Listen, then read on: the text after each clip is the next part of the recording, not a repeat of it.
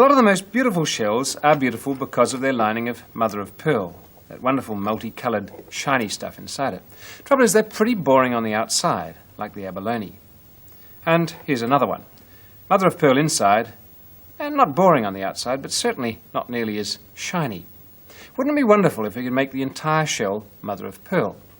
Well, you can, but never do this with rare specimens. Use the common stuff that you find on the beach, and it's very interesting to see the mother of pearl that really lies underneath all that rather gunky stuff. One word of warning, don't start with shells like this. If they don't show any mother of pearl, they're not going to come up. Besides, they're pretty beautiful as they are. You'll be disappointed with those. Go for a shell that either has a mother of pearl lining, like this one, or for one in which you see mother of pearl peeping through the outside layer. And this one's a good one to start with. It's the green turban shell, and it's a very common one.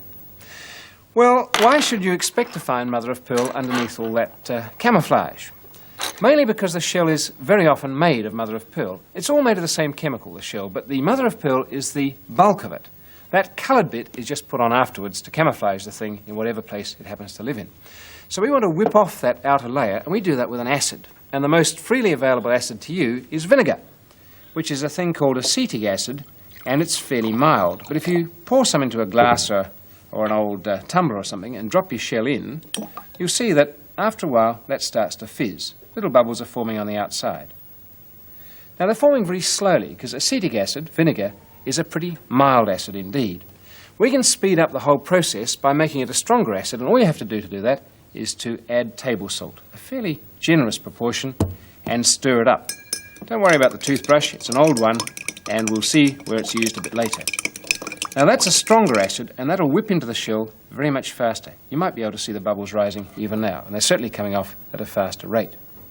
Well, that process will probably take you the best part of a day, but keep checking on it every couple of hours, because it depends on how beaten up your shell is, how much the acid has to eat through to the mother of pearl. After about a day, or best part of it, it should look something like this. And at intervals, say every 2 hours, haul it out, and you'll see that that outer surface is going, and it leaves a white chalky mass behind it. And this is where the toothbrush comes in.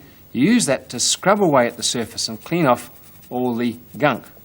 You see there's not much of the outer surface left there. It's just sitting around in the corners there, and that's the last part to go. Keep on going. Be careful it doesn't attack the shell itself there or at the lip, and use your judgment. Keep on plonking it back in the acid until you think it's ready. And when it is, it's going to look like that. You won't see any of the outer colour on it at all. A final wash in water, and you get all the brilliant colours of the mother of pearl. There it is. That's a green turban shell that started life looking like that. And it's amazing because underneath that rather dull exterior of many shells, there's a great treasure of mother of pearl.